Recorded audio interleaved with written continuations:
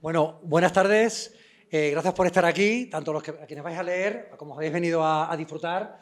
Hoy es el Día del Libro, 23 de abril, es la fiesta de esta facultad, la Facultad de Letras. Pensé que este año había que celebrarlo por todo lo alto.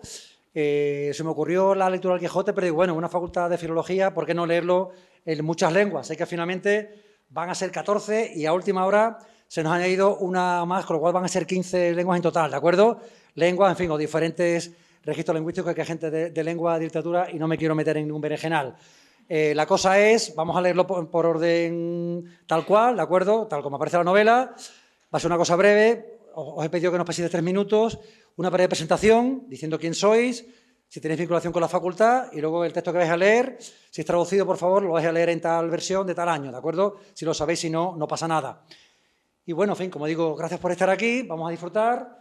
Nada más, yo me callo ya. Empezamos primero, vamos a leer un soneto previo a lo que es la propia primera parte de la novela.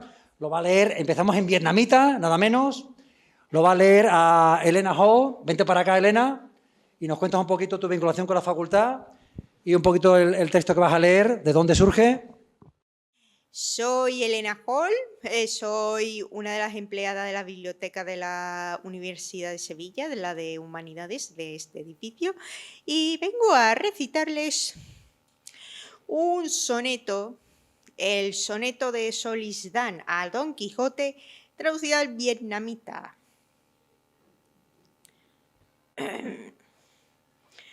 Thu Solisdán, den Don Quijote của về bạn về sonnet nhung thoại này Quijote thật vô lý bạn có chỉ hiểu nào bị sụp đổ bạn sẽ không bao giờ bị ấy chắc mọc vì nhung tác phẩm để thiện và thổ tục nhung chiến công của bạn sẽ là nhung chủ thổ vì bạn đã đi khắp núi để phá hoại mọi thứ bị đánh một lần để ghé khuya nhung ra rối và sự khổ bạc nọ.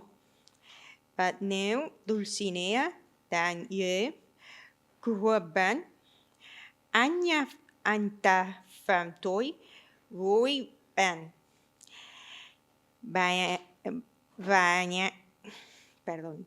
Bạn ta cũng không thổ để vui vẻ chúc những đã đuổi của bạn trong sự điên rồ như vậy dan du của bạn sẽ让 Sancho Panza là một tema có tối tích. Anh ta là cái nhóc có tật khác nhé và em không phải là nuôi dữ.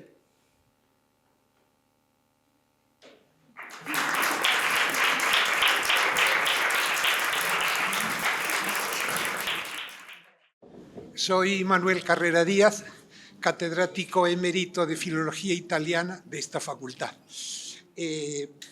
Mi tarea era leer en italiano, pero por razones de edad y antigüedad se me ha pedido que empiece también con el texto en español, cosa que hago con mucho gusto.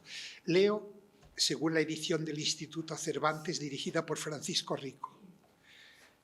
En un lugar de La Mancha, de cuyo nombre no quiero acordarme, no ha mucho tiempo que vivía un hidalgo de los de lanza en astillero, adarga antigua, rocín flaco y galgo corredor.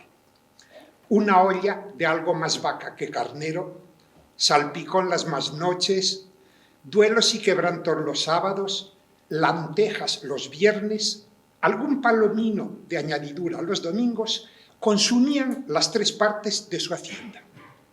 El resto de ella concluían sayo de velarte, calzas de velludo para las fiestas, con sus pantuflos de lo mismo, y los días de entre semana se honraba con su vellorí de lo más fino. Tenía en su casa una ama que pasaba de los 40 y una sobrina que no llegaba a los 20 y un mozo de campo y plaza que así ensillaba el rocín como tomaba la podadera. Frisaba la edad de nuestro hidalgo con los 50 años. Era de complexión recia, seco de carnes, enjuto el rostro, gran madrugador y amigo de la caza. Quieren decir que tenía el sobrenombre de Quijada o Quesada, que por esto hay alguna diferencia en los autores que de este caso escriben, aunque por conjeturas verisímiles se deja entender que se llamaba Quijana. Pero esto importa poco a nuestro cuento. Basta que en la narración de él no se salga un punto de la verdad.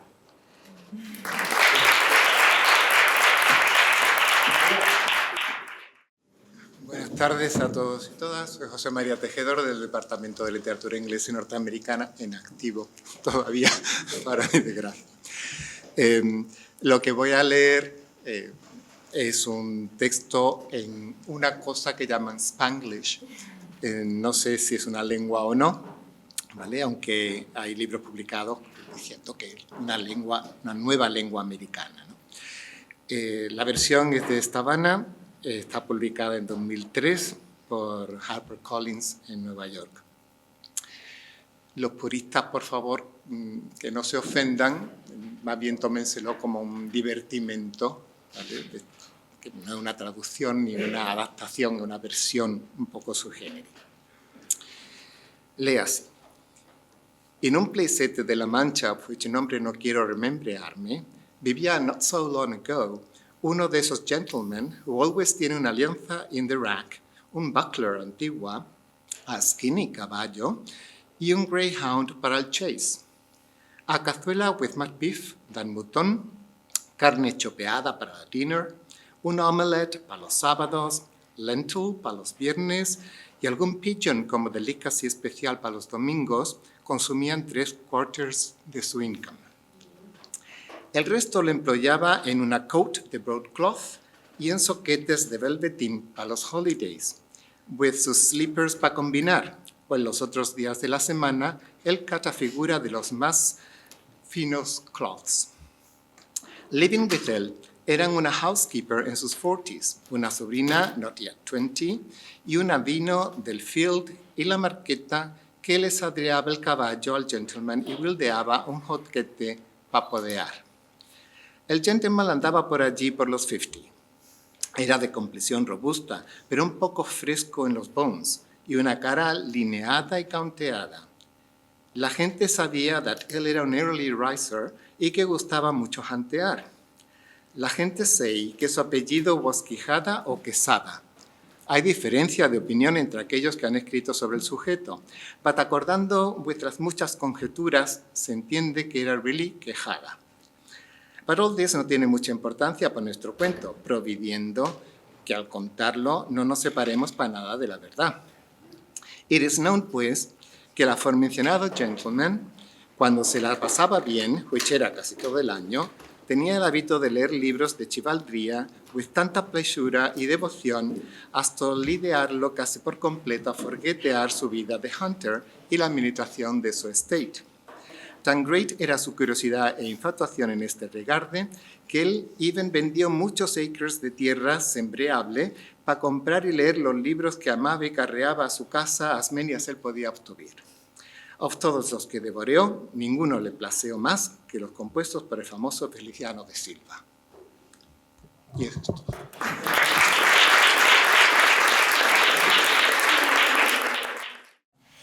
Soy Laura Rodríguez y he estudiado en esta facultad Filología Hispánica y además también he tenido la suerte de cursar el curso que se oferta de lengua rumana con Raluca. Hola, buenas tardes. Yo soy Raluca Eni, lectora de rumano en su universidad. Y vamos a leer conjuntamente, voy a empezar yo y luego se suma ella, el inicio del primer capítulo en traducción de Sorin Marculescu. Y dice así. Intrunsat de Brint la Mancha, al carui nome nu vois altim minte, traia nu de mult un hidalgo, dintre cei cu lance în rastel, pavasa beche din piele, gloaba costeliva și ogar iute de picior. Rasolt, mai mult cu vaca de catoaie, salat de racitur mai mereu seara, au fur și extrosir sâmbăta, linte vinerea, cat un porumbel, pe deasupra duminica, inghețau 3/4 din venitur. Restul îi se ducea pe un pieptar din posta fin, pantalon de catifea pentru salvator, cu papuci din același material, iar în zilele de peste săptămână îți ținea rangul cu estofa șenusie dintre cele mai fine. În casă avea o jupâneasă ce trecea de 40 de ani și o nepoată ce n-ajungea la 20, precum și un argat la fermă și pe afară, care înșeua gloaba și mai apuca și cosorul. Vârsta hidalgului nostru bătea spre 50 de ani. Avea un fizic robust, uscățiv la trup, tras la față, mare matinal și prieten al vânătorii. Umblă vorba că purta numele de Chihada sau Chesada. În această privință, stăruind un dezacord printre autorii care scriu despre acest caz, deși prin conjecturi verosimile se dă de înțeles că îl chema Chihan. Dar lucrul e de mică însemnătate pentru povestea noastră. E de ajuns ca în istorisirea ei să nu ne abatem cu nicio iotă de la adevăr. Mulțumim! Gracias!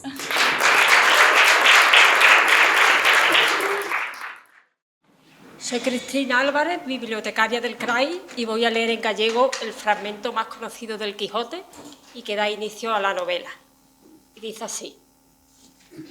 Nun lugar da Mancha, do que non quero lembrar o nome, non hai moito tempo que vivía un fidalgo dos de lanza en lanceira, a darga antiga, rocín fraco e galgo corredor.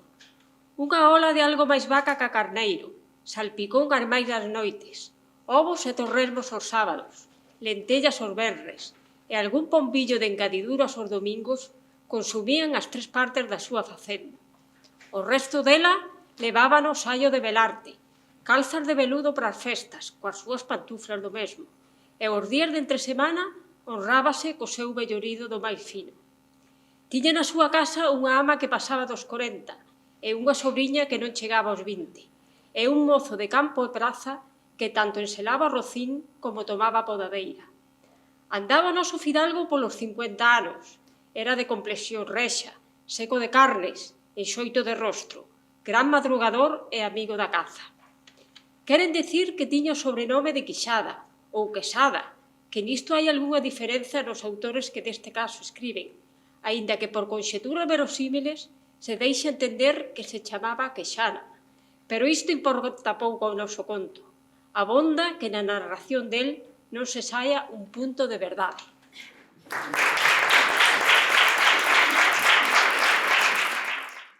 Soy Isasi Gutiérrez del Campo, becaria de la Biblioteca de aquí de Humanidades, y voy a leer la primera parte del Quijote, traducida al euskera por Pedro Berrondo Lasarte, de 1976.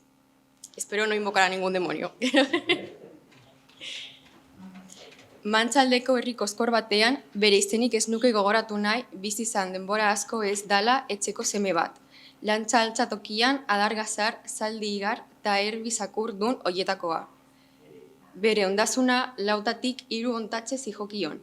Egunero eltzekoa, bekia oparoago, zarikia baino. Zezikia aia gauero, zartagiko lodia larun bat oro, lentejak ostialetan eta usakumearen bat igandetako gozagarri. Gainerako guztia ontara, belarte atorra, ilargi, gozo fifizeko, galtzak eta hoietako leunak, eta azte egunetan, behiori finez jantzi eta bere burua ederrezten zuan. Etxerako laguntzaile 40 urtetik gorako emakume bat zuan, eta 20 urtetara heldu gabeko iloamea ere, eta morroi bat naiz kalerako naiz lur lanerako balio zuana. Zalditzarra zelatzeko naiz kima gorazieak hartzeko prest zegona. 50 bat urte izango zituan gure zaldunak alde-alde, gorpuzkera azkarra, igarra aurpegi zimurra, goiztarra eta eizezalea. Bere izena kijada edo kizada omen zala diote. Hontan ez bait datoz batera alegia gai hontaz idatzi dutenak, baina egitzurak liokenez kijana zeritzan. Araba data aipaturiko zaldun honek zeregin gabe egoten zenean, gehin bat urte guztian noizki, alako ze grinaz eta pozez oizan zalduketa liburuak irakurriaz, eiziko ari beharra erabat alde batera utzi zuan, eta bere etxeko ondasun zaintza eta hainbesteturaino zitzaion gai ondako jakin mina, eta zoramena labra lur honetatik golde lur asko saldu zituan saldunketa liburuak erosteako.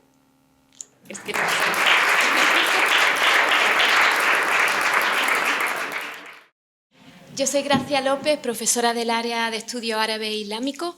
Voy a leer el principio, muy principio, de la traducción de Abderrahman Badawi del Quijote. Es una traducción de los años 60 y es la traducción canónica del Quijote en árabe.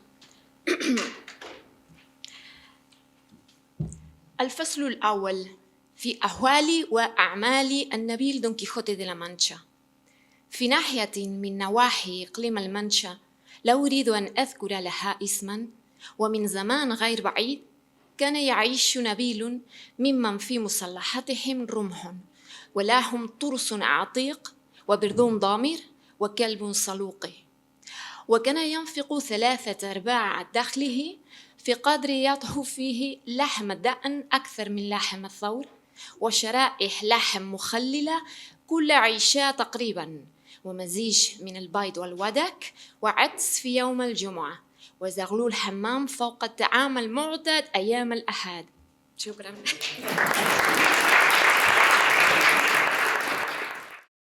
Bueno, buenas tardes.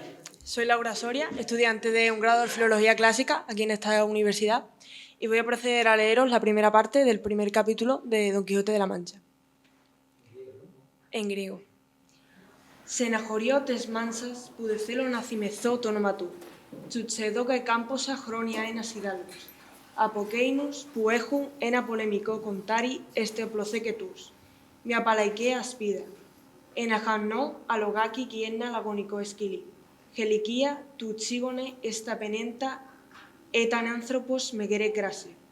Σερακιανός με αδύνατο πρόσωπο, πολύ πρωινός. Και αγαπούσε με πάθος το κυνηγή. Χωτανεμένε δίχως εργασία, καταγινότανε διαβάτσοντας υποτικές ιστορίες. Ώσπου έστω τέλος απόκτησε μια τέτοια μανία για το διαβάσμα τους, που περνούσε τις νύχτες του διαβάτσοντας από το βράδυ, ως το πρωί και τις χέμερες του από το πρωί ως το βράδυ.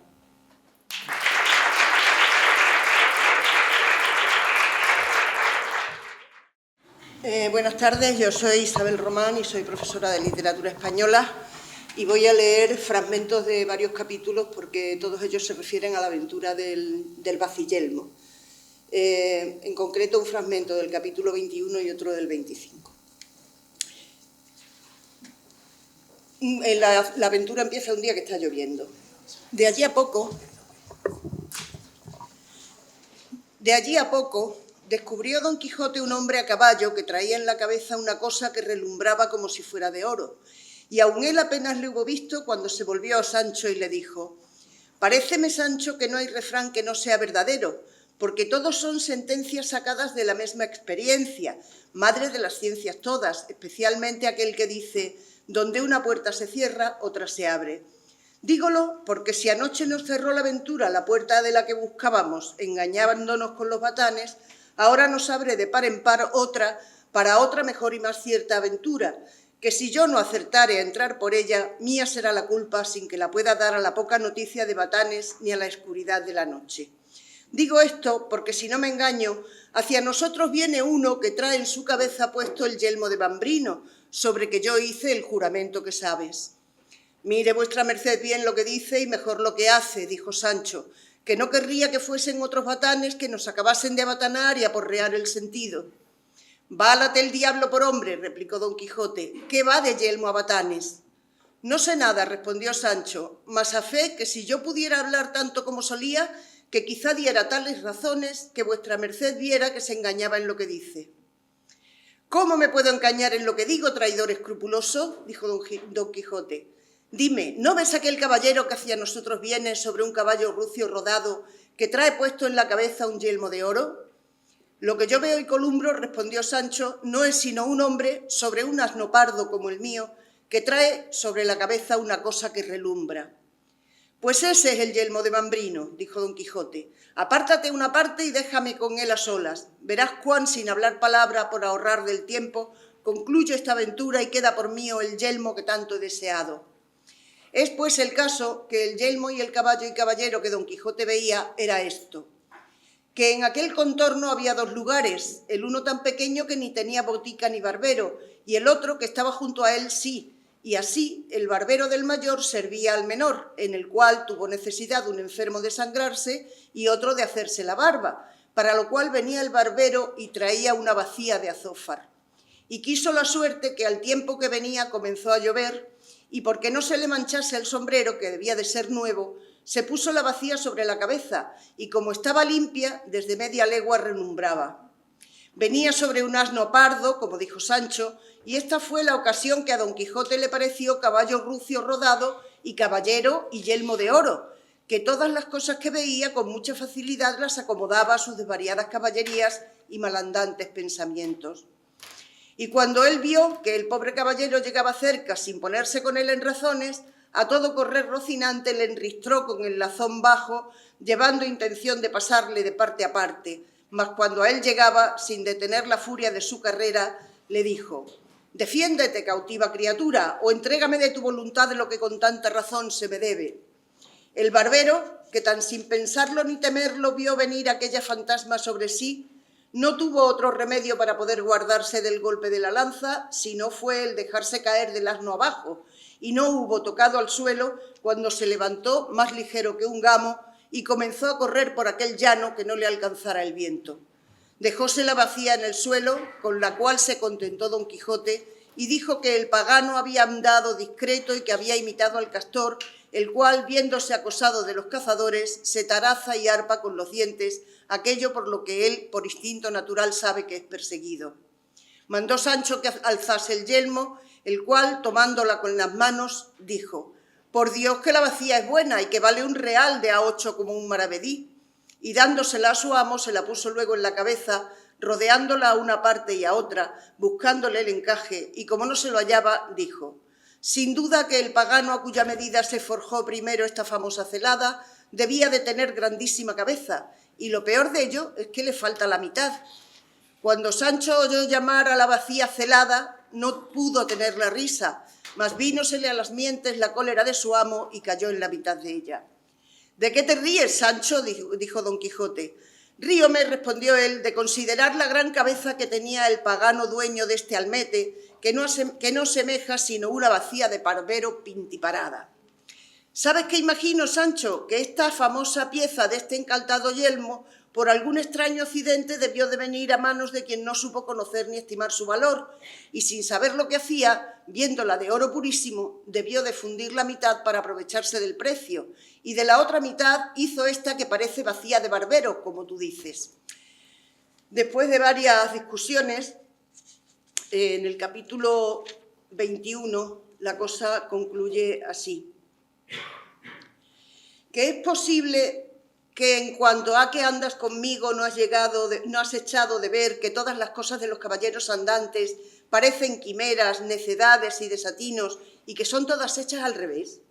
Y no porque sea ello así, sino porque andan entre nosotros siempre una caterva de encantadores que todas nuestras cosas mudan y truecan, y las vuelven según su gusto y según tienen la gana de favorecernos o destruirnos. Y así, eso que a ti te parece bacía de barbero, me parece a mí el yelmo de Bambrino y a otro le parecerá otra cosa. Y la cosa concluye en el baciyelmo, con el baciyelmo del capítulo 45, que es una ingeniosísima invención de Sancho para unir las dos realidades.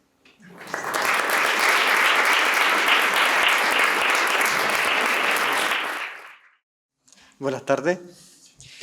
Bueno, yo voy a leer un extracto en ruso para los que hayáis leído El Quijote, imagino que la mayoría de los que estáis aquí. Soy Jorge García Pousada, soy el responsable de la Biblioteca de Humanidades aquí de la Universidad de Sevilla, vuestra casa, por supuesto, y quiero leer un extracto en ruso del libro primero, del capítulo 11, un hermoso extracto hablando sobre la Edad de Oro, ¿no? Me imagino que muchos recordaréis este... es una traducción ya antigua de 1806, existen traducciones mejores al ruso, pero es la que encontré disponible del autor Zhukovsky. Hace muchos años ya que no trabajo con el ruso, estudié 5 años con el ruso y es un idioma al que quiero muchísimo, os animo a estudiar, pero bueno, disculpadme si cometo algún error. Блаженный век.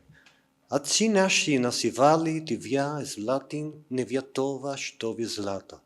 Воевство нашего железного века. И совление влияние рождалось. Но для того, что в звене слова твой мой не вели никому известны. Везде время невинности мира люди рождались. Es одинаки правом на благо сильнее. Сочный плод синистого дува доставились. Им пиццу приятную, простую, жизни потоки. Шумящие рощи катили и ногам и светли волны. Утоляли жажду из благотворни историями. Прилежни плечи опустові искали звір. Дуплистых копили, для них сатолой мед. Из соков цветов составлений. Карамагуш, могущий, зверец покрывала их мирные гущи, для двур и непород, жоржоние, типична и сигляни, чарствовали в мире, ясный, неблагодарный, синлетный, смел отрин железом, разлетар земли, приносит ей облична и мугловые свои. Спасибо.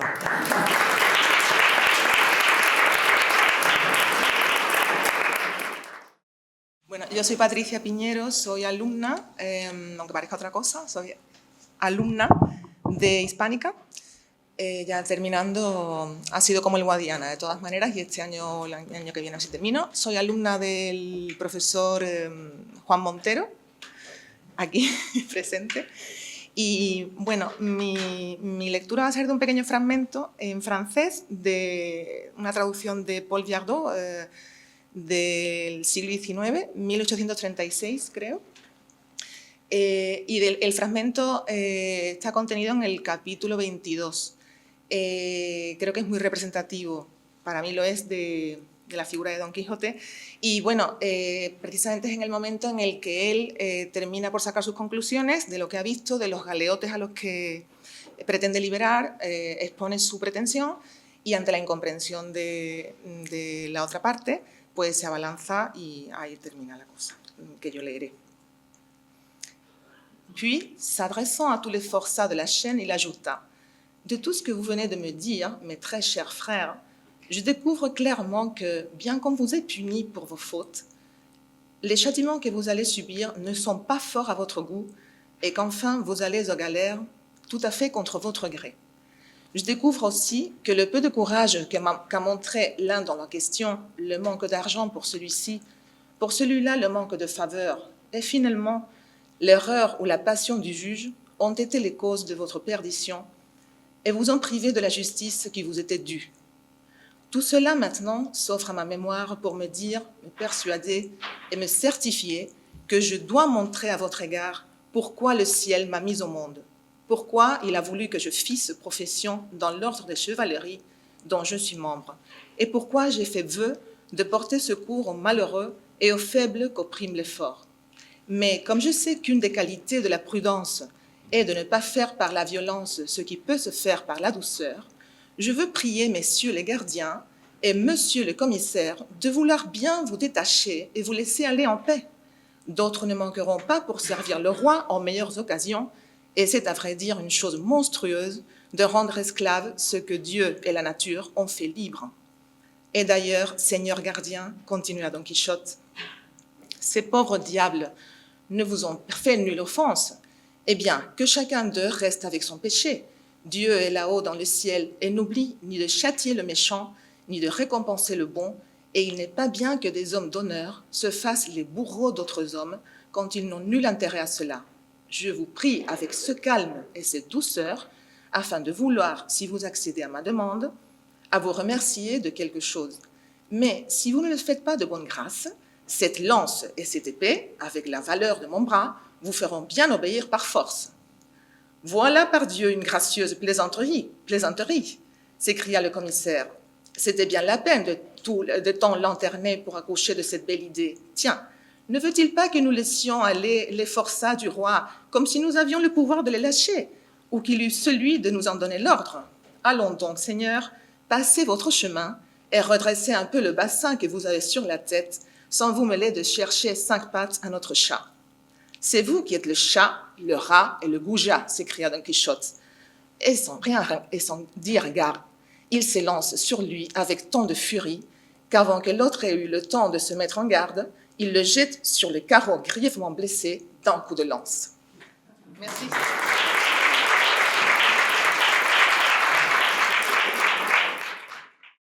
Buenas tardes, yo soy Charo Martínez, profesora de Literatura Española, y he elegido un fragmento del capítulo 30, la primera parte, en el que se cuenta la verdadera historia de la princesa Micomicona. La versión que he elegido es la traducción al español actual de Andrés Trapiello de Destino de 2024. Y dice así: el rey mi padre, que se llamaba Tinacrio el Sabedor, fue muy docto en eso que llaman el arte mágico, y supo por su ciencia que mi madre, que se llamaba la reina Jaramilla, iba a morir antes que él, y que de allí, a poco tiempo, él también iba a dejar esta vida y yo iba a quedar huérfana de padre y madre. Pero decía él que esto no le afligía tanto como le ofuscaba saber sin género de dudas que un descomunal gigante, señor de una gran ínsula que casi linda con nuestro reino, llamado Pandafilando de la Fosca Vista, porque es cosa averiguada que aunque tiene los ojos en su lugar y derechos, siempre mira de través, como si fuese visco. Y esto lo hace él por maligno y meter miedo y espanto a los que miran. Digo que supo que este gigante, sabiendo mi orfandad, iba a pasar con gran poderío sobre mi reino y me lo iba a quitar todo, sin dejarme ni una pequeña aldea donde me recogiese, pero que podía evitar toda esta ruina de desgracia si yo me quería casar con él, aunque a lo que él entendía pensaba que jamás me vendría a mí la voluntad de hacer tan desigual casamiento. Y dijo en esto la pura verdad, porque jamás se me ha pasado por el pensamiento casarme con aquel gigante, ni con ningún otro, por grande y desaforado que sea.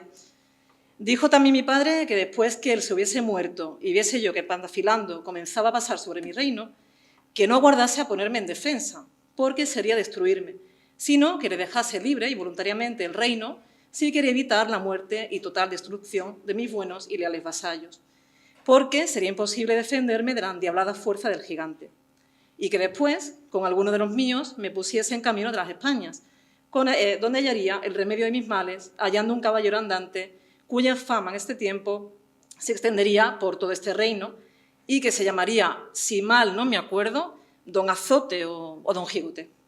Así es. Muchas gracias.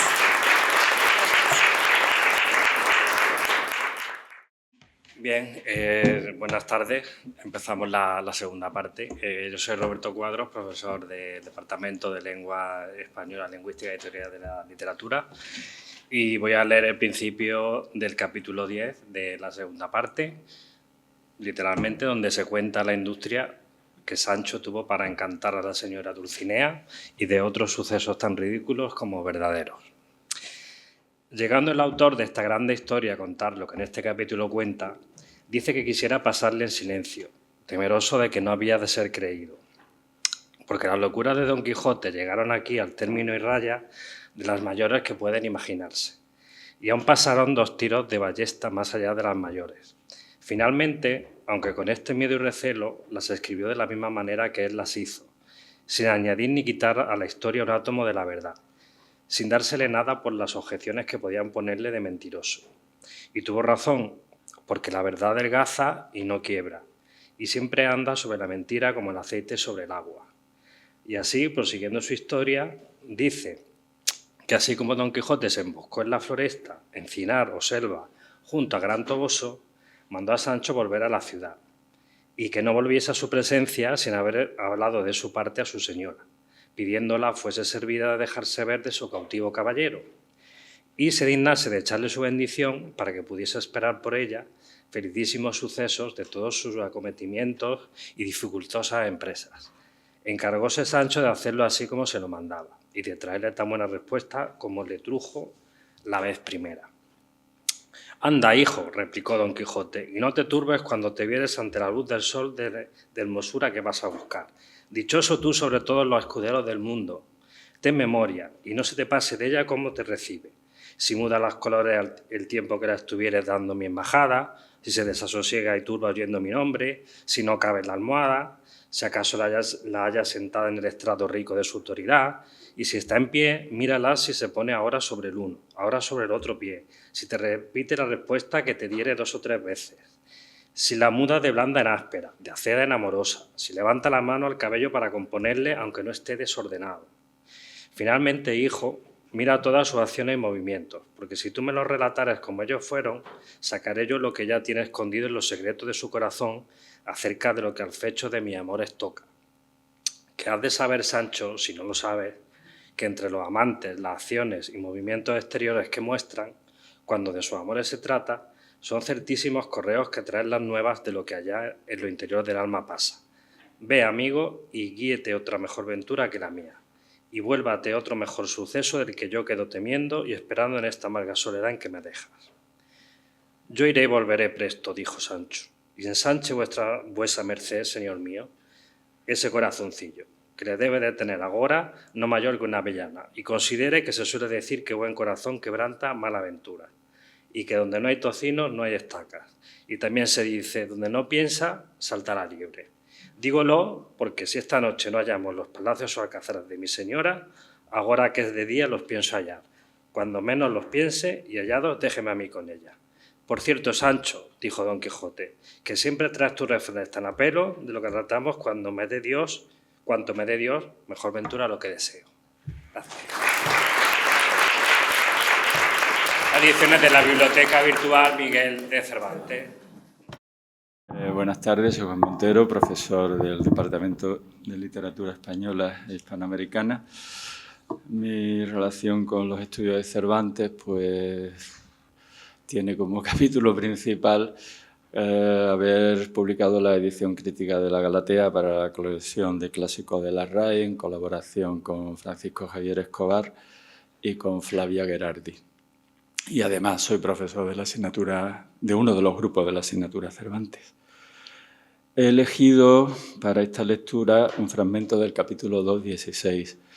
En ese capítulo, Don Quijote, que acaba de vencer al caballero de los espejos, en su recorrido, su recorrer incesante por los caminos de la Mancha, se topa con un personaje curioso al que el texto llama el Caballero del Verde Gabán. Es un personaje que es muy, como tipo social es muy similar a Don Quijote, es un hidalgo acomodado como Don Quijote, tiene su misma edad. Pero en la conversación que tienen entre ellos, donde se cuentan de forma sucinta su vida, el caballero su vida de hidalgo, que vive de una forma sensata en su casa con su familia y sus amigos. Don Quijote que anda por los caminos buscando aventuras caballerescas, ¿no? Entonces, no pueden ser más iguales y más dispares al mismo tiempo. Y en la conversación, el fragmento que voy a leer en concreto, sale a relucir el tema de los hijos, porque el caballero del verde gabán tiene un hijo. Don Quijote, en cambio, ni lo tiene ni tiene pretensiones de tenerlo, ¿no? Pero es interesante ver cómo el loco Don Quijote, entreverado de cuerdo, le va a dar una lección que no debería olvidar al sensato caballero del verde gabán. Dice el texto así. Preguntóle Don Quijote al del verde gabán que cuántos hijos tenía, y díjole que una de las cosas, díjole Don Quijote al caballero, y díjole que una de las cosas en que ponían el sumo bien los antiguos filósofos que carecieron del verdadero conocimiento de Dios fue en los bienes de la naturaleza, en los de la fortuna, en tener muchos amigos y en tener muchos y buenos hijos.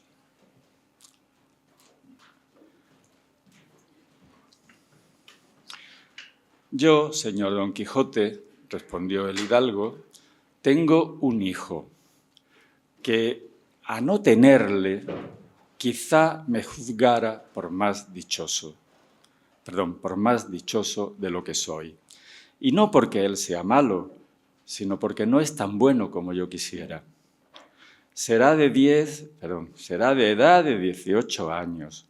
Los 6 ha estado en Salamanca, aprendiendo las lenguas latina y griega.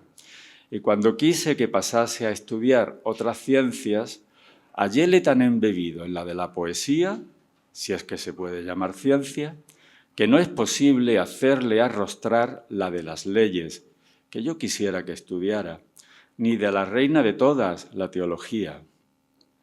Quisiera yo que fuera corona de su linaje, pues vivimos en siglo donde nuestros reyes premian altamente las virtuosas y buenas letras, porque letras sin virtud son perlas en el muladar. Todo el día se le pasa en averiguar si dijo bien o mal Homero en tal verso de la Ilíada, si Marcial anduvo deshonesto o no en tal epigrama, si se han de entender de una manera u otra tales y tales versos de Virgilio. En fin, todas sus conversaciones son con los libros de los referidos poetas y con los de Horacio, Persio, Juvenal y Tibulo, que de los modernos romancistas no hace mucha cuenta. Y con todo el mal cariño que muestra tener a la poesía de romance, le tiene agora desvanecidos los pensamientos el hacer una glosa a 4 versos que le han enviado de Salamanca, y pienso que son de justa literaria. A todo lo cual respondió Don Quijote: los hijos, señor, son pedazos de las entrañas de sus padres, y así se han de querer, o buenos o malos que sean, como se quieren las almas que nos dan vida.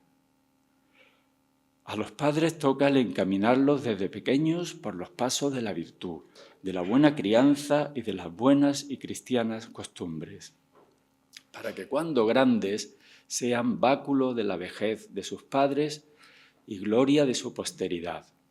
Y en lo de forzarles que estudien esta o aquella ciencia, no lo tengo por acertado, aunque el persuadirles no será dañoso. Y cuando no se ha de estudiar para panelucrando, siendo tan venturoso el estudiante que le dio el cielo padres que se lo dejen, el pan, sería yo de parecer que le dejen seguir aquella ciencia a que más le vieren inclinado, y aunque la de la poesía es menos útil que deleitable, no es de aquellas que suelen deshonrar a quien las posee. Gracias.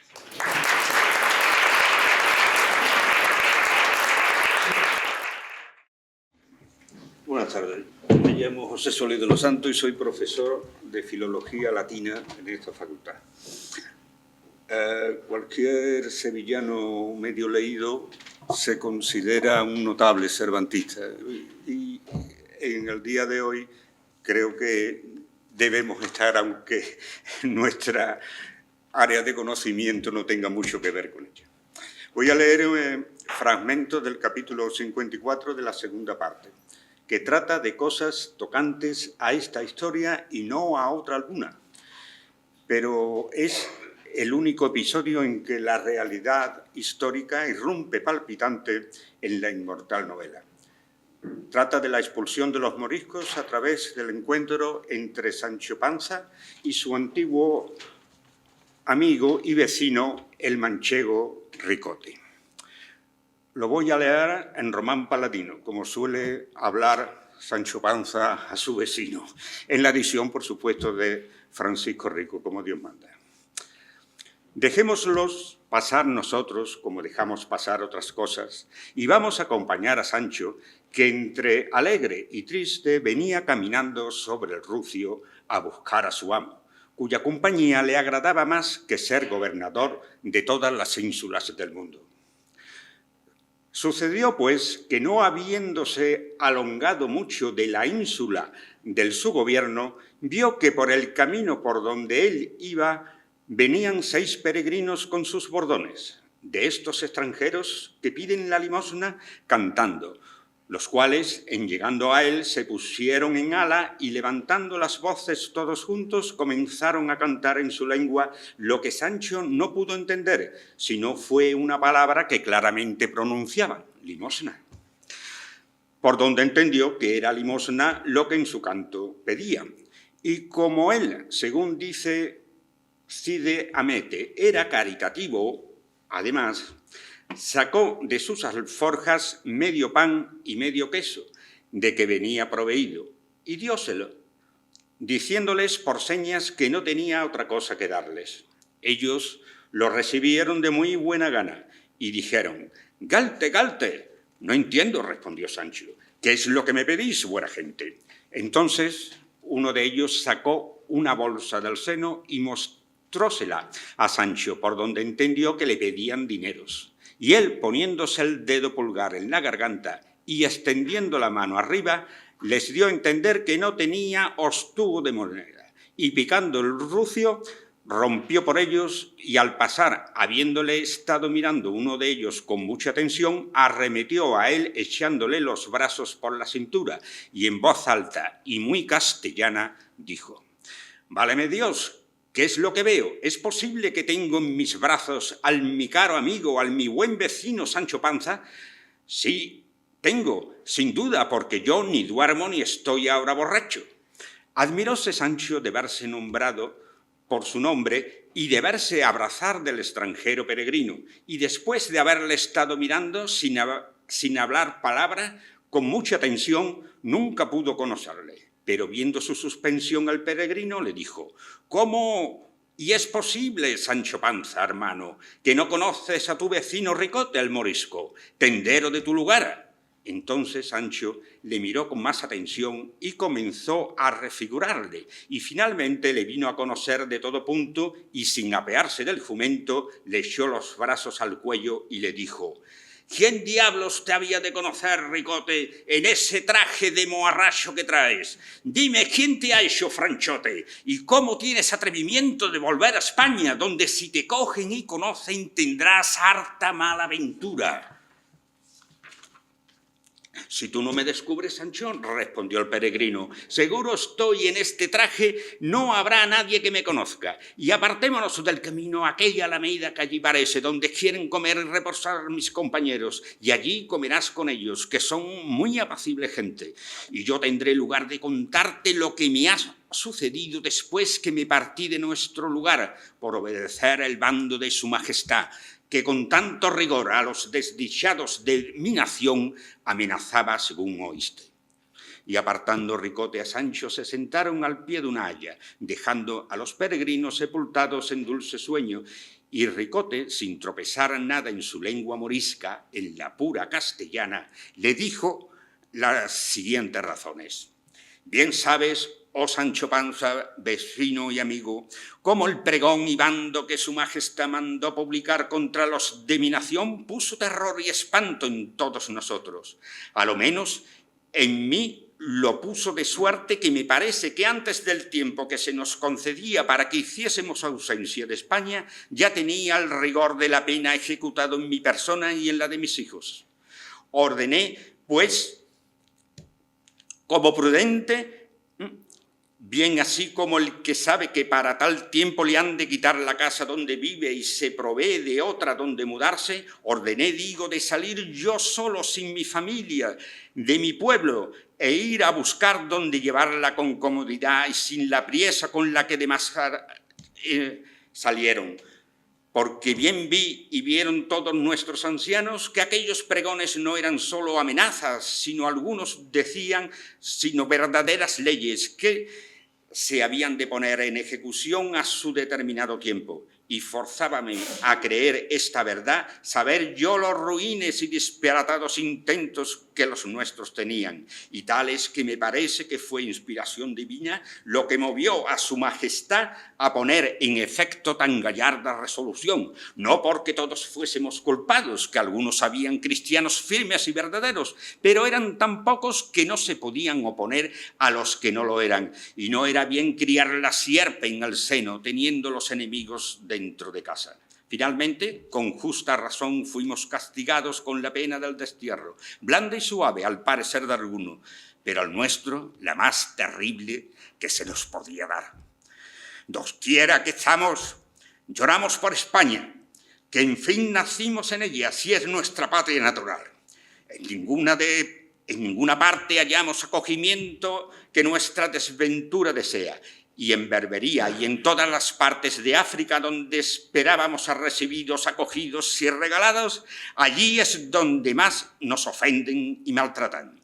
No hemos conocido el bien hasta que lo hemos perdido, y el deseo tan grande que casi todos tenemos de volver a España, que la más de aquellos, y son muchos, que saben la lengua como yo, se vuelven a ella y dejan allá a sus mujeres y sus hijos desamparados. Tanto es el amor que la tienen. Y ahora conozco y experimento lo que suele decirse, que es dulce el amor de la patria. Salí, como digo, de nuestro pueblo. Entré en Francia y aunque allí nos hacían bien acogimiento, quise verlo todo. Pasé a Italia y llegué a Alemania, y allí me pareció que se podía vivir con más libertad, porque sus habitantes no miran en muchas delicadezas. Cada uno vive como quiere, porque en la mayor parte de ellas se vive con libertad de conciencia. Y en esto tampoco se apartó un punto de la verdad.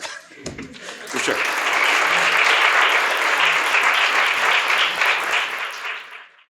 Como expliqué antes, yo fui profesor de filología italiana en esta facultad durante 42 años. He elegido un texto en italiano del capítulo 58 de la segunda parte. Es la traducción, la primera que se hizo del italiano, por obra de Lorenzo Franciosini en 1622. O sea que es un italiano exactamente contemporáneo al castellano de Cervantes. Es italiano del siglo XVII, pero verán que se entiende bien porque en su evolución histórica el italiano se alejó del latín a mucha menor velocidad que el español y no digamos que el francés. El primer párrafo se refiere a la libertad, que es quizá el mayor canto que nunca se ha escrito a la libertad, y el segundo al amor. Leo. La libertà, Sancho, è uno dei più preziosi doni che agli uomini dettero i cieli. A essa non possono agguagliarsi i tesori che nasconde la terra, né il mar ricopre. Per la libertà, negli stesso modo che per l'onore, si puote e deve avventurare la vita. E per il contrario, la schiavitudine è il maggior male che può venire agli uomini. Io dico questo, Sancho, perché tu hai visto benissimo coi tuoi occhi il regalo e l'abbondanza che in questo castello che ora lasciamo abbiamo avuto, poiché in mezzo a quelli stagionati banchetti e di quelle bevande di neve mi pareva a me di star dentro alle strettezze della fame, perché non lo godevo con la libertà che l'avrei goduto se fossero stati miei, che gli obblighi delle ricompense, dei benefici e grazie ricevute sono legami che non lasciano campeggiare l'animo libero. Venturoso colui al quale ha dato il cielo un pezzo di pane senza aver obbligo di riconoscerlo da altri che dagli stesso cielo. Secondo paragrafo sobre l'amor neoplatonico. Avvertisci, Sancho, rispose Don Chisciotte, che due maniere di bellezza si trovano al mondo, una dell'anima e l'altra del corpo. Quella dell'anima campeggia e si dimostra nell'intendimento, nell'onestà, nel buon procedere, nella liberalità e nella buona creanza. E tutte queste parti capiscono e possono stare in un uomo brutto. E quando in questa bellezza si mette la mira e non in quella del corpo, sogliono far l'amore con impeto e più perfetto.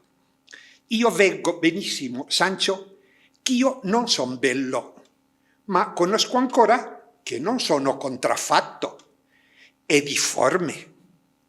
E a un uomo da bene le basta non essere mostro per essere ben voluto, come io abbia le doti dell'anima che t'ho detto. Grazie.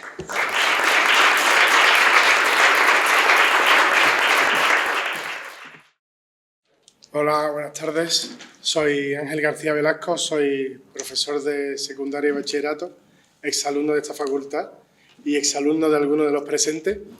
Y el fragmento que presento es la primera parte que ha leído el maestro don Manuel Carrera, que es la disertación de Alonso Quijano sobre la libertad de la vida errante, que es cualidad inherente al pueblo gitano.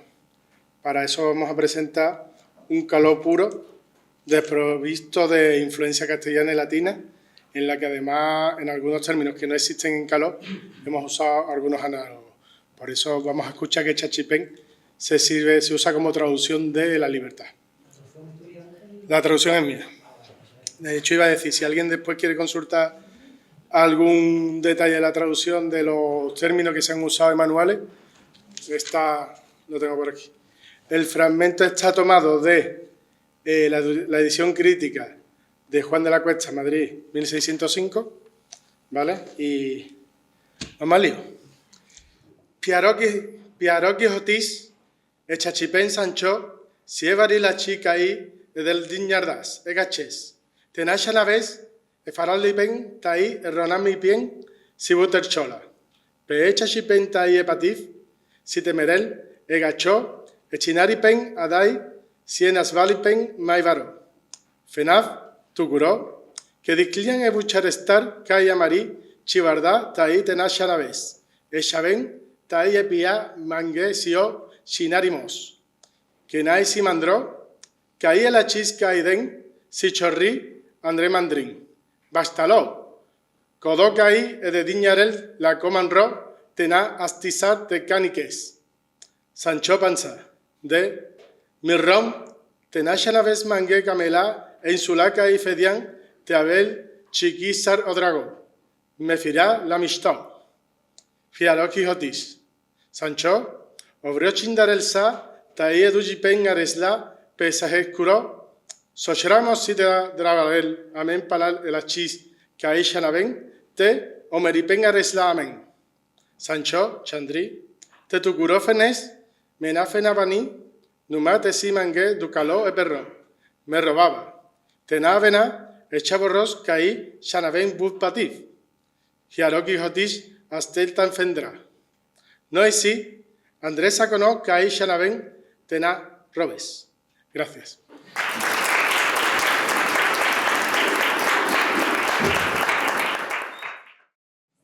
Buenas tardes, yo soy Joaquín Fernández, profesor del Departamento de Filología Inglesa, Lengua Inglesa de esta facultad. Contextualizo un poco el fragmento y después hablo de la traducción. Es el comienzo, al comienzo del capítulo 61, en la segunda parte. He estado leyendo un artículo de Martín de Riquer, que es un gran estudioso del Quijote, y él dice que es un Quijote que se va diluyendo poco a poco, ¿no? Va llegando al final y va perdiendo fuerza, vamos a decirlo así. Y me ha interesado mucho porque yo me compré un libro de Ignasi Riera, que se llama Viajeros en Barcelona, donde explora viajeros reales y ficticios. Y ahí leí una cosa que yo no sabía, que el único, salen muchos lugares en el Quijote, pero el único lugar con entidad de ciudad que sale es Barcelona. Y si pensamos, el Quijote, símbolo del español, de España, Barcelona, es curioso, ¿no? Todos los ecos que eso tiene.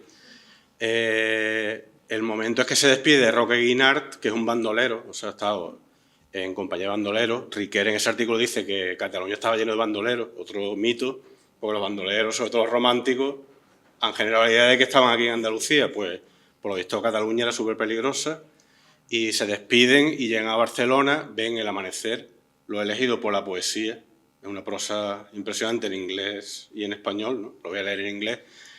Y es la primera vez que me ha parecido muy bonito que tanto Quijote como Sancho ven el mar. Incluso se dice que la primera vez que Sancho ve barcos. Eso va a decir algo con pies ahí, feet, ¿no? En inglés, en el momento que ve los barcos, la gente saliendo de los barcos. Y también tiene mucha actualidad por los fake, porque ya se ha publicado el Quijote apócrifo de Avellaneda, de hecho lo menciona aquí, lo menciona una persona, él lo reciben como el verdadero Quijote en Barcelona, porque ya se sabe de la existencia del falso, y él también lo reconoce. E incluso he leído que probablemente si no se hubiera publicado el Quijote Avellaneda, quizás Cervantes no habría dado el paso de publicar la segunda parte. De hecho, creo que se publica en 1615 y él muere al año siguiente. La traducción es muy curiosa también porque es Peter Anthony Motteux, pero en realidad se llamaba Pierre-Antoine Motteux, era un hugonote, que era un francés en realidad, que escapando de la persecución religiosa llegó a Inglaterra. Entonces el melitazo, fijaos, ¿no? Cuando se hizo un ladrillo, pues esto es realmente el Quijote. Era una persona que su lengua materna no era inglés, pero acabó traduciendo en inglés el Quijote. Roque returned to his company, and Don Quixote stayed there, waiting the approach of day, mounted as Roque left him. Not long after, the fair Aurora began to peep through the balconies of the east, cheering the flowery fields, while at the same time a melodious sound of hautboys and kettle drums cheered the ears, and presently was joined with jingling of Maurice bells and the trampling and cries of horsemen coming out of the city. Now Aurora ushered up the jolly sun, who looked big on the verge of the horizon, with his broad face as ample as a target. Don Quixote and Sancho, casting their looks abroad, discovered the sea, which they had never seen before. To them, it made a noble and spacious appearance, far bigger than the Lake Ruidera, which they saw in La Mancha. The galleys in the port, taking in their awnings, made a pleasant sight with their flags and streamers that waved in the air and sometimes kissed and swept the water. The trumpets, hautboys, and other warlike instruments that resounded from on board filled the air all round with reviving and martial harmony. A while after, the galleys moving began to join on the calm sea in a counterfeit engagement, and at the same time, a vast number of gentlemen marched out of the city, nobly equipped with rich liveries and gallantly mounted, and in like manner did their part on the land, to complete the warlike entertainment. The Marines discharged numerous volleys from the galleys, which were answered by the great guns from the battlements of the walls and forts about the city, and the mighty noise echoed from galleys again by a discharge of the long pieces of ordnance on the forecastles.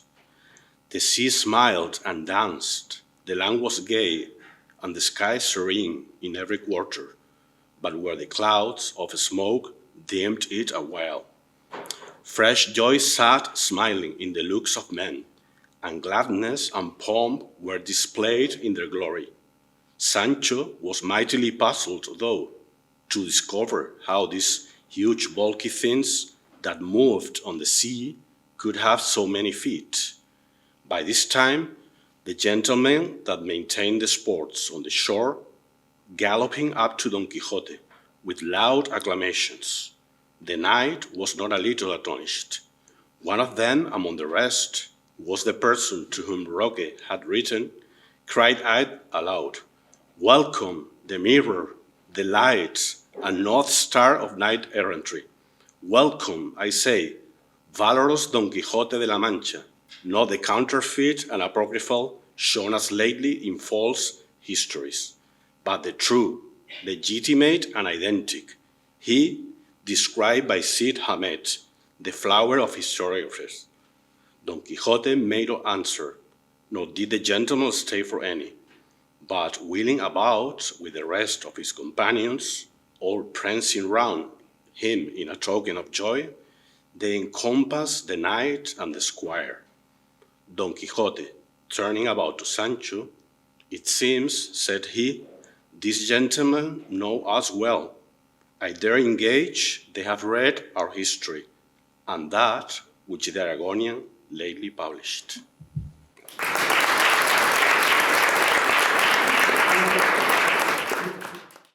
He escogido un fragmento del capítulo 18 de la primera parte que leí cuando tenía unos 15, 16 años y me reí tanto que mi padre, que estaba bastante lejos, decía, ¿qué te pasa? ¿Qué te pasa? Y es un capítulo delicioso dentro del universo que es el Quijote, que hemos hablado aquí de la libertad, de la expulsión de los moriscos, tantas facetas que tiene. Esto es de lo más vasto, digamos, también, que contiene el universo cervantino, ¿verdad?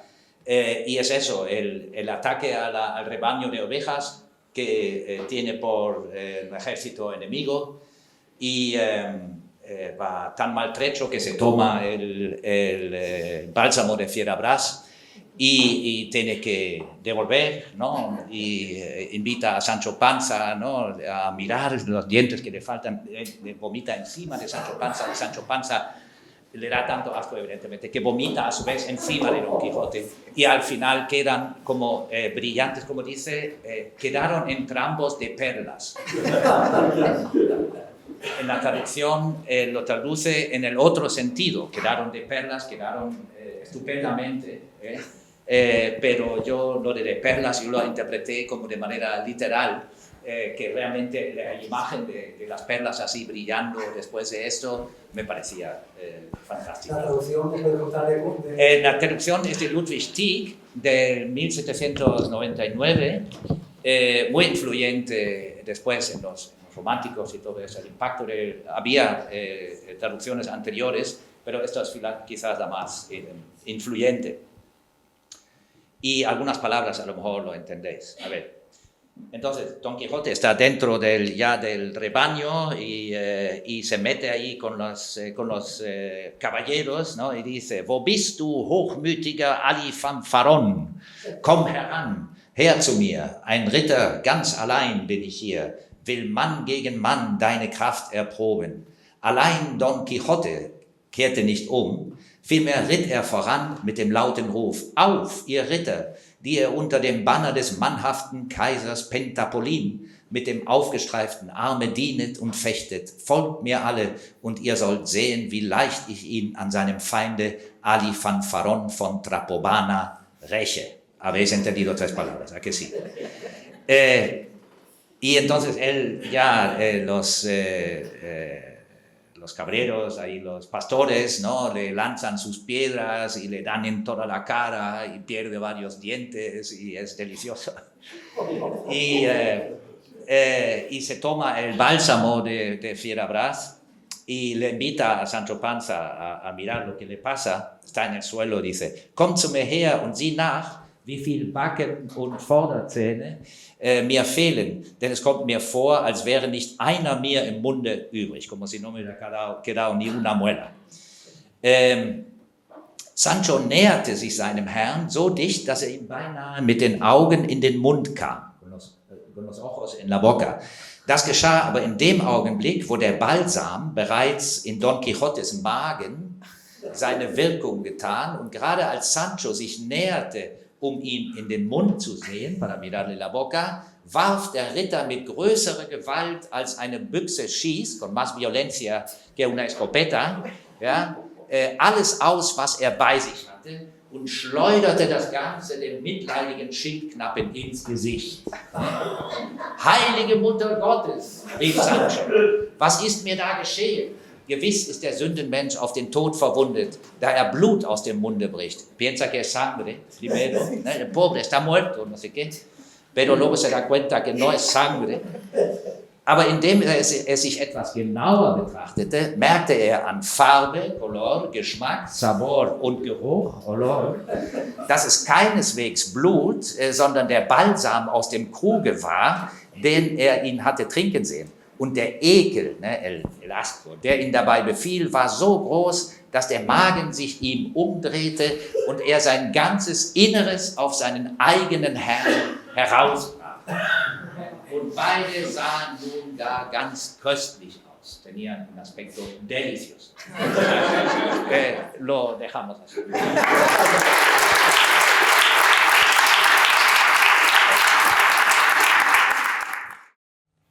Nada, buenas tardes a todos. Yo soy Francisco González Ponce, soy profesor de Filología Griega de aquí de la facultad. Muchos alumnos que me he encontrado hoy aquí, estoy muy contento y agradezco que me hayáis invitado a este acto tan simpático y que me devuelve a mi juventud cuando yo leía y hacía cosas interesantes, ¿no? Bueno, yo voy a leer, ya acabando, el último capítulo de la segunda parte del 74, ese que, como sabéis, está ya en el lecho de muerte, con el cura, con el bachiller, con sus sobrinos, y está en un fragmento de este pasaje donde él justamente está dictando su testamento antes de dar el último el suspiro y morir, ¿no? Y es este Don Quijote tierno, que se nos revela, ha perdido el encanto de la locura, se ha convertido en un ser vulgar, como todos nosotros, y ha recobrado esa naturaleza que nunca debería haber recobrado, y se priva de su verdadero rol literario al que estamos todos acostumbrados, vuelve en sí y nos dice lo siguiente. Dice: señores, dijo Don Quijote, vámonos poco a poco, pues ya en los nidos de antaño no hay pájaros hogaño. Yo fui loco y ya soy cuerdo. Fui Don Quijote de la Mancha y soy agora, como he dicho, Alonso Quijano el Bueno. Pueda con vuestras mercedes mi arrepentimiento y mi verdad volverme a la estimación que de mí se tenía, y prosiga adelante el señor escribano. Y sigue dictando: ítem mando toda mi hacienda a puerta cerrada a Antonia Quijana, mi sobrina, que está presente, habiendo sacado primero de lo más bien parado de ella lo que fuere menester para cumplir las mandas que dejo hechas, y la primera satisfacción que se haga quiero que sea pagar el salario que debo del tiempo que mi ama me ha servido, y más 20 ducados para un vestido. Dejo por mis albaceas al señor cura y al señor bachiller Sansón Carrasco, que están presentes. Ítem es mi voluntad que si Antonia Quijana, mi sobrina, quisiere casarse, se case con un hombre de quien primero se haya hecho información que no sabe qué cosas sean libros de caballerías. Y en caso que se averiguare que lo sabe, y con todo eso mi sobrina quisiere casarse con él, y se casare, pierda todo lo que le he mandado, lo cual puedan mis albaceas distribuir en obras pías a su voluntad. Ítem, suplico a los dichos señores mis albaceas que si la buena suerte les trujere a conocer el autor, que dicen que compuso una historia que anda por ahí con el título de segunda parte de las hazañas de Don Quijote de la Mancha, de mi parte le pidan, cuan encarecidamente ser pueda, perdone la ocasión que sin yo pensarlo le di de haber escrito tantos y tan grandes disparates como en ella escribe, porque parto de esta vida con escrúpulo de haberle dado motivo para escribirlos. Cerró con esto el testamento y tomándole un desmayo se tendió de largo a largo en la cama. Alborotáronse todos y acudieron a su remedio, y en 3 días que vivió después de este donde hizo el testamento, se desmayaba muy a menudo. Andaba la casa alborotada, pero con todo comía a la sobrina, brindaba el ama y se regocijaba Sancho Panza, que esto del heredar algo borra o templa en el heredero la memoria de la pena que es razón que deje el muerto. En fin, llegó el último de Don Quijote, después de recibidos todos los sacramentos y después de haber abominado con muchas y eficaces razones de los libros de caballerías. Hallóse el escribano presente y dijo que nunca había leído en ningún libro de caballerías que algún caballero andante hubiese muerto en su lecho tan sosegadamente y tan cristiano como Don Quijote, el cual, entre compasiones y lágrimas de los que allí se hallaron, dio su espíritu, quiero decir que se murió. Viendo lo cual, el cura pidió al escribano le diese por testimonio como Alonso Quijano el Bueno, llamado comúnmente Don Quijote de la Mancha, había pasado de esta presente vida y muerto naturalmente, y que el tal testimonio pedía para quitar la ocasión de algún otro autor que Cide Hamete Benengeli le resucitase falsamente y hiciese inacabables historias de sus hazañas. Y acaba, y por esto he elegido este pasaje con algo que alude a mi especialidad. Este fin tuvo el ingenioso hidalgo de la Mancha, cuyo lugar no quiso poner Cide Hamete Benengeli puntualmente por dejar que todas las villas y lugares de la Mancha contendiesen entre sí por ahijársele y tenérsele por suyo, como contendieron las 7 ciudades de Grecia por Homero. Nada más, gracias.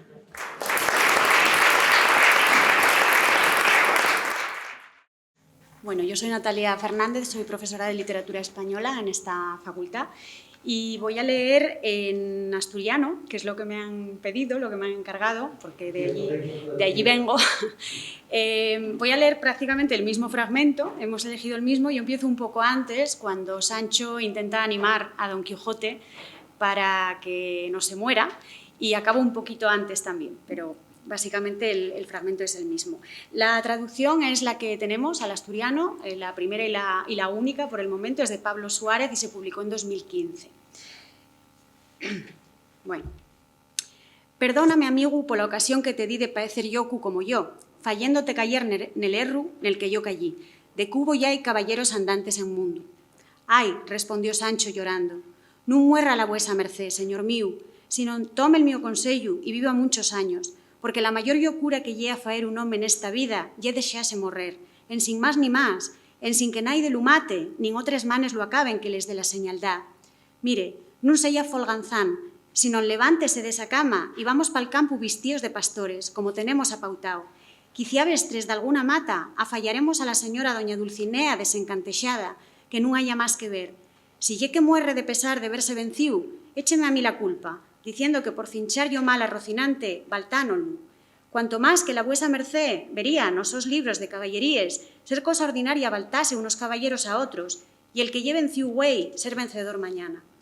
Así nayé, dixo Sansón, y el bon Sancho Panza está muy na verdad de estos casos. Señores, dixo Don Quijote, vámonos a dulces, des que ya los ñeros del año pasau nun dan páxaros este año. Yo fui yocu y ya so cuerdo. Fui Don Quijote de la Mancha y so agora, como dixi, Alonso Quixano el Bono. Pueda coles vueses mercedes el mío arrepentimiento y la mía verdad volveme a la estimación que de min se tenía, y prosiga alantre el señor escribán. Íten mando toda la mío facienda a puerta cerrada a Antonia Quixana, la mío sobrina, que está presente, sacando primero de lo que sí a más fácil de xebrar lo que sella menester pa cumplir les mandes que deixo feches. Y la primer satisfacción que se faiga quiero que sella pagar el salario que debo del tiempo que la mío ama me sirvió, y más 20 ducaos pa un vistíu. Deixo polos míos albacés al señor cura y al señor bachiller Sansón Carrasco, que están presentes. Ítem y la mío voluntad de si Antonia Quixana, la mío sobrina, quixera casar, case con home de quien primero se fixera información de que nun sabe que coses sellan libros de caballeríes, y en caso que se averigüe que lo sabe, y con todo eso la mi sobrina quixera casar con él y casara, pierda todo lo que mandé, que puedan los míos albacees distribuir nobres devotes a la so voluntad. Ítem, suplico a los dichos señores, los míos albacees, que si la bona suerte yo trajera a conocer l'autor que dicen que hubo una historia canda perende col título de segunda estalla de les fazañes de Don Quixote de la Mancha, que de la mío parte y encamienten, tan enfocadamente como ser pueda, que perdone la ocasión que en sin yo pensalo y di de escribir tantos y tan grandes esparates como en ella escribe, porque parto de esta vida con escrúpulo de dar motivos para escribilos. Zarró con esto el testamento, y tomándole un amortecimiento, espurrióse todo lo llargo que era na cama. Alborotáronse todos y acudieron al so remedio, y en 3 días que vivió después deste en el que fixo el testamento, daba y mal muy davezu. Andaba la casa alborotada, pero con todo, comía la sobrina, brindaba al ama y antroxaba Sancho Panza. Que esto del heredar da qué, borra o templa en el heriede la memoria de la pena que lle razón que dexe el muerto. En fin, llegó la postrera de Don Quixote, después de recibidos todos los sagramentos, y después de abominar con muchas y eficaces razones de los libros de caballeríes. Afallóse el escribán presente, y dixo que nunca nun lle era en ningún libro de caballeríes que de algún caballero andante morriera en el so yechu tan asosegadamente y tan cristiano como Don Quixote, quien entre compasiones y llárimes de los que allí se fallaron, dio el so espíritu, quiero decir que morrió.